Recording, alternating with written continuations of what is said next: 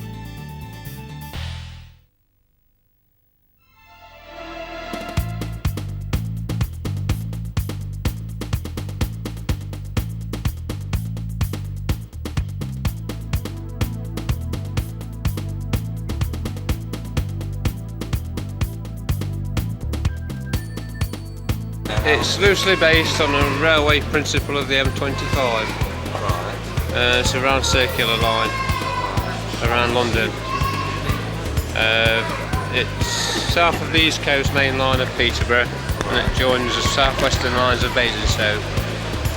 It's an anything goes layout because the 12 group members that we've got all model the same period of 1948 to 68, so it fits our period exactly.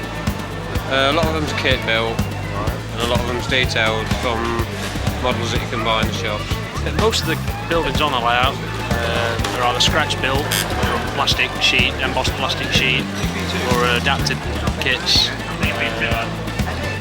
Most of which was done between me and Mark. Right. The warehouse is totally scratch built. The model's modelled on the mid 50s to early 60s.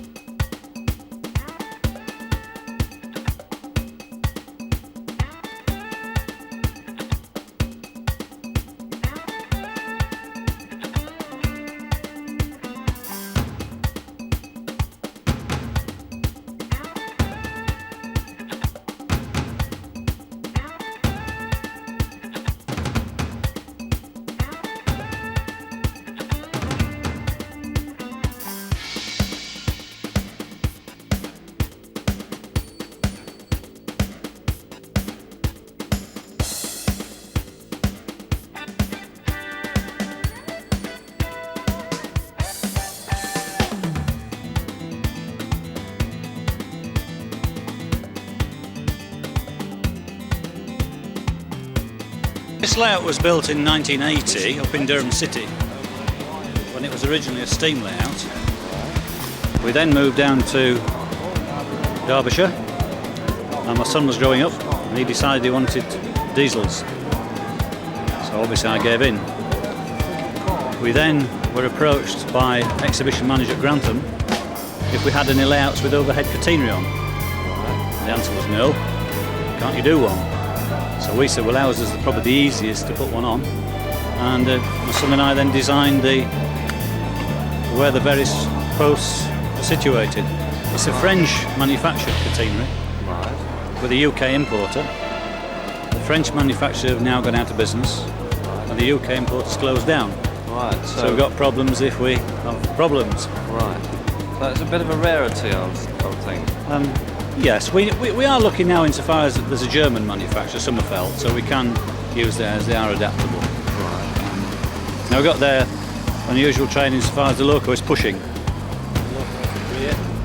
And the driving van trailer at the front. Right. In other words, you've got the fairly dangerous sort of situation there because anything could come off on the front. Right. You've got the power at the back pushing everything about. I see.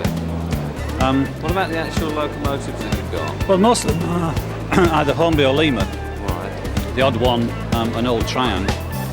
And we've either repainted or detailed them up, renumbered and renamed them, just so that they're not straight out of the box. Oh, right. That's certainly something that a lot of people do, but we like to do a little bit different. Okay. The recent addition has been the level crossing. It did have crossing gates on. Right. Because of the modern image now, we've put the flashing lights on. Right. That's new for this layout, for this exhibition. Okay. Colour light signals are manually operated, Right. so it keeps the operator on the toes. Now this is an interesting limestone train. The 7 ICI hoppers are representative of the real thing at Buxton, Peak Forest. And in fact were manufactured by the Buxton model shop there, and he's since sold out, and so we can't get any more of those hoppers now. So they're quite a rarity these days. What about this train?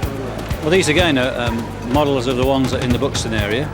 They're Lima PCAs, we call them PCAs, for cement, holding cement. Okay.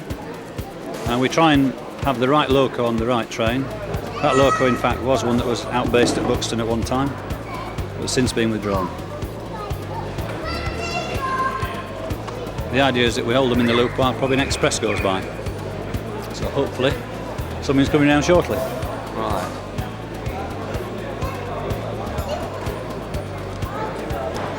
Interesting as far as when the tunnels were in place and we had to put the overhead catenary on, just like British Rail, we'd got to alter the bridges.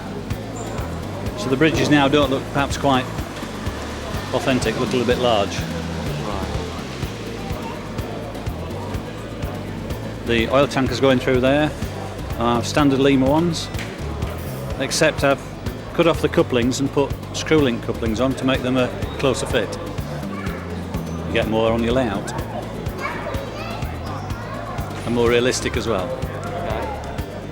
Flashing tail lights are a modern innovation. We've only got them on one of ours because we feel that we've got enough things on here to keep going, especially with the Katina, which is quite hard to, well, you need to have plenty of patience because when we take the layout down, certain sections have got to come out, and then when you rebuild it all again, it's quite time consuming. It took me 4 hours just to get the thing up and running yesterday.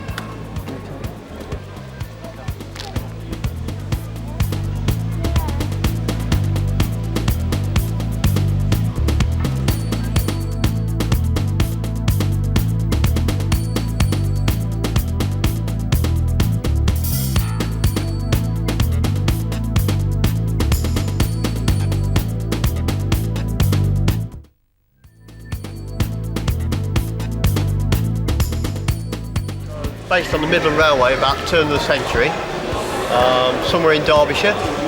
The actual station building is a real station building. It's on the Peak Railway Society's line at Darley-Dale. All the stock on O'Gay's layouts like this are all built from kits, or in some cases scratch built. The actual track plan is based on a station in Derbyshire, although not a Midland one. All the locomotives are basically brass kits. They're all ex-brass sheet. You have to bend up, solder, you know, and then all the detailing parts are stuff called white metal. Chimneys, domes, they're then glued on. A lot of the wagon kits are plastic kits with obviously metal wheels. Some of the things are completely scratch built, like the gun truck. The gun barrel itself, in the case of that, is a big piece of steel to give it some weight so that the wagon runs. It actually runs all the way to the point where no problem at all.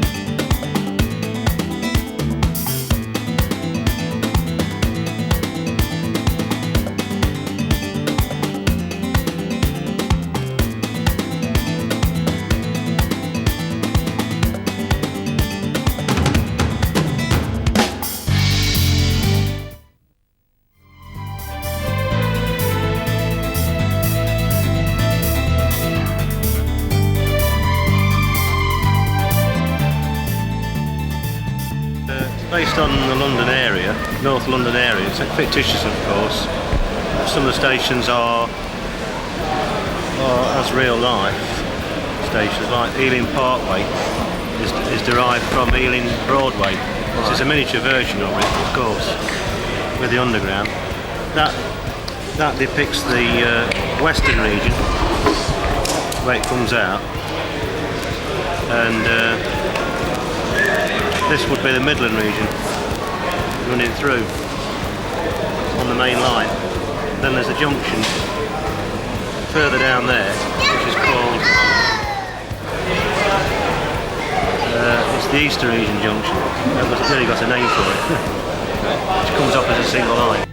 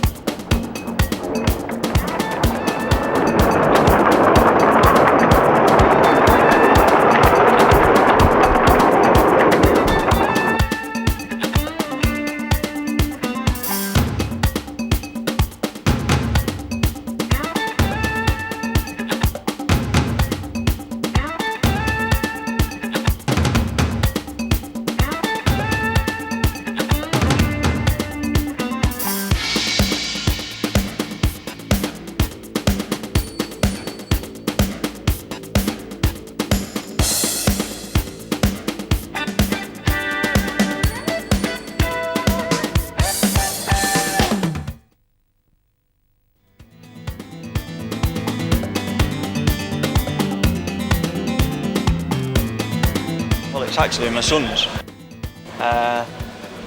He started it when he was about 11 years of age, and it was 8 foot by 5 foot originally, and he put 5 foot in the middle to make a longer run, and basically it's sort of grown with him.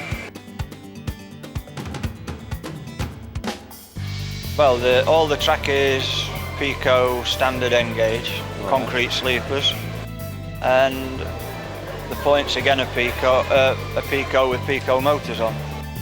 And most of the stock is Graham Farris, except for a couple of Minitrix locos and 2 Lima locos, which were resurrected from somebody's scrap. And apart from the baseboards which I built, my son did all the rest of the work, helped by his sister and his mother. We come from Derbyshire, so a lot of the ideas came from Derbyshire. Obviously the viaduct is like the old Monsaldale viaduct, and obviously they run through the country as well. The station is based on a similar model that we used to have in the railway club. So unfortunately now he's 17 years of age and he's having to work on a Saturday, so we have to bring it out for him.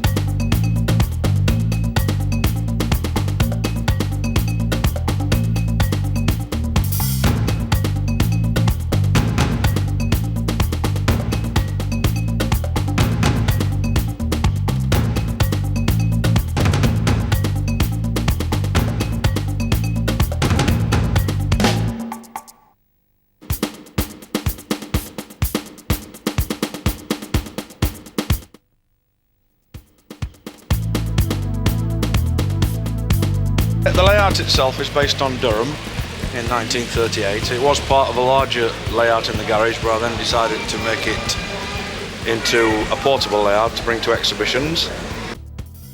This year I decided to cover it in snow, having seen one at a similar exhibition. Using sort of plaster and white undercoat paint, and the odd can of Christmas snow just to get the effect on the buildings. So the track is Pico track and Pico points. The engines are a mixture of chassis, Minitrix chassis, Farris chassis, and kits for the bodies, and some are scratch built to achieve the locos. All the locos are what ran at Durham in around about the 1930s under the LNER time. The buildings are all scratch built based on the Durham buildings themselves. They're all built using plasticard and girders and various other items. That's based on the Durham viaduct. It's slightly shortened because of the actual length. There should be, I think, 2, 4, 6, 8. I've got 9 arches and there should be 11 arches. But it would have meant putting another extension on the layout and use a bit of poetic license and shortened it a bit.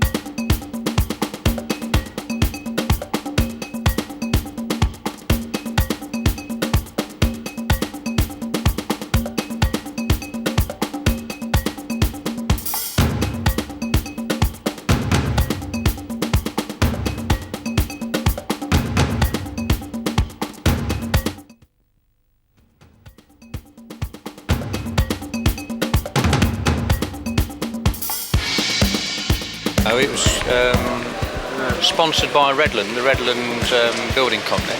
Right. And this is a scale model of their sidings at Barrow on Soar. They've got a very big quarry at Mount Sorrel, and then they send it by conveyor to Barrow on Soar and to the railhead. And they designed a self-discharging train, which was unique. I mean, previously they had to load the wagons, take them down there, and at the bottom discharge them. But then they designed one where there's a conveyor belt runs completely under all the wagons, and then you've got a wagon which you can see over there. Look, and it runs up those and self-discharges into lorries. So it's a completely self-contained unit. And they approached us to model it for them. And then we took this actual layout out on behalf of Redland to show people just what it was, which we've done. This is the Soar Valley Model Railway Club. And eventually they said, right, we've got no more use for it, so you have it. So when we exhibit it, we've been all over the country with it. It's quite famous now.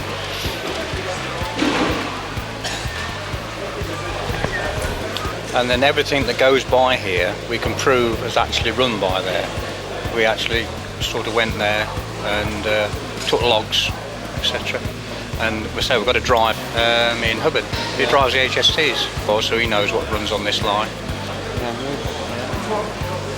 There's about 35 members in the club, Soar Valley Model Railway Club. We're based at Quorn. But we've got a bigger layout than this as well, which we've just finished. And that one's about 98 feet long. As set up at Quorn in our clubhouse, and it's been invited out now to one or two other venues, which we're still talking about at the moment.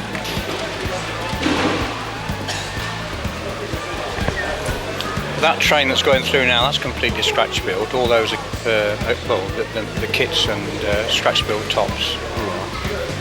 You can't buy those proprietary at all.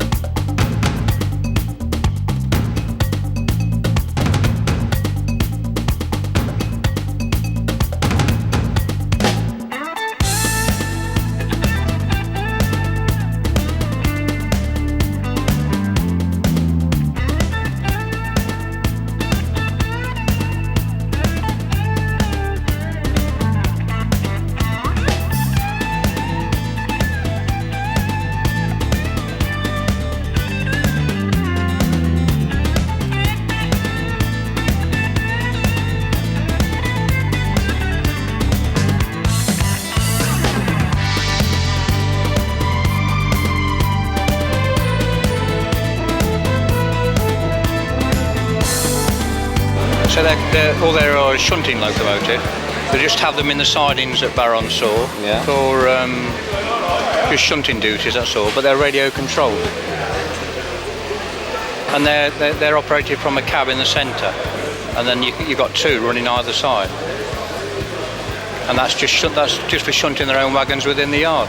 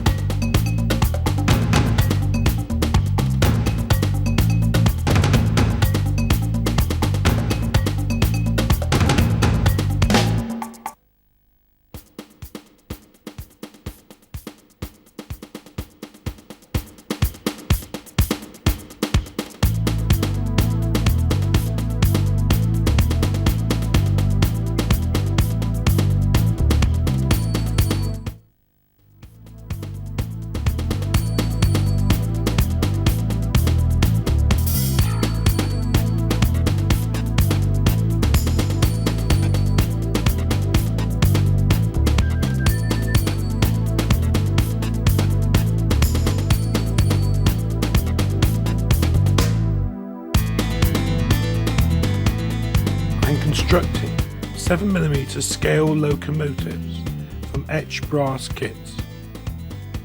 It's an easy way of getting good quality model without going to the extent of cutting out everything yourself. I don't pretend to be an engineer. I'm not very good with lathes and milling equipment.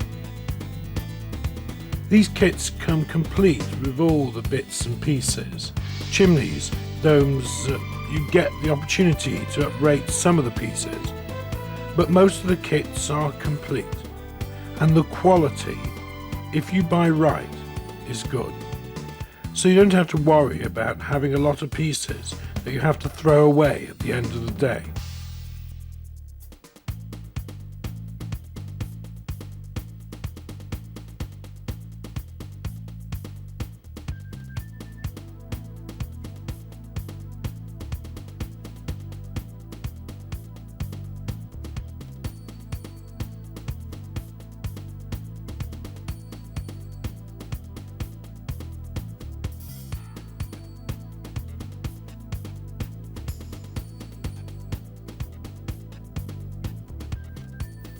The kits themselves come on a series of etched sheets, normally done on a computer by the designer, which makes them a lot more accurate than the days when they had to be drawn by hand. And usually about 3 times the scale and reduced down by camera. Your job is to cut them out, fold them to shape, and hope that the designer has done his job properly, so that they fit in the first place. There's always some filing and cutting to size to be done, but basically the worst of it's done for you.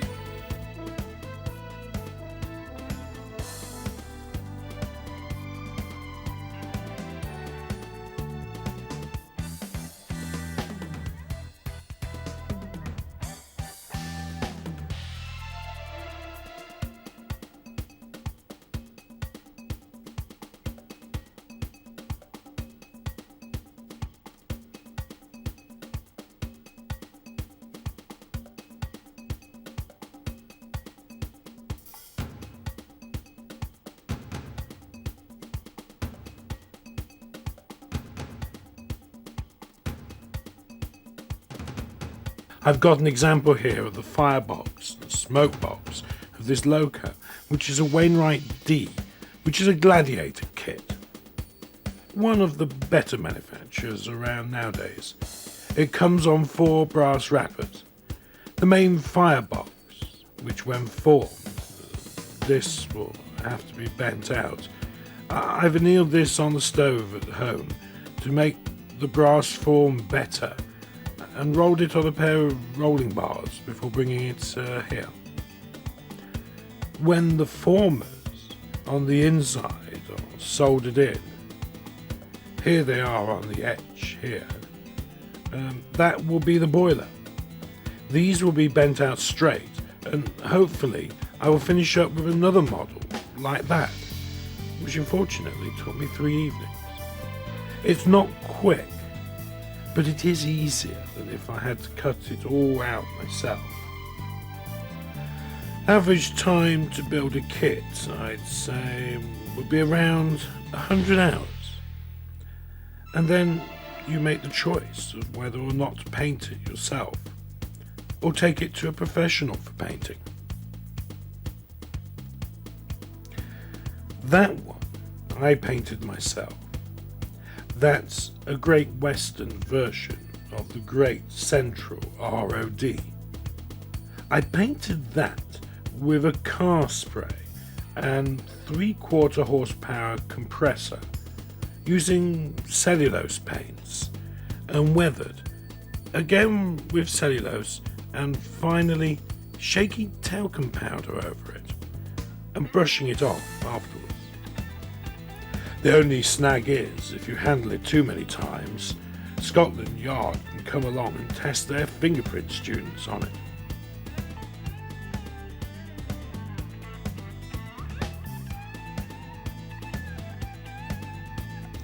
That loco there is an Immingham, built from a Gladiator kit. It was painted by Les Richards, professional painter.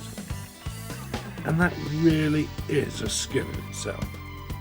There's probably 7 or 8 people in the country who make a living from painting models, and he's one of the best. It's an expensive job to get them all painted by other people. So you try to do what you can yourself. You don't have to have expensive painting equipment. You can use aerosols. If you look through the range of aerosols, you often find that British Racing Green will approximate to Great Western Green, and that sort of thing.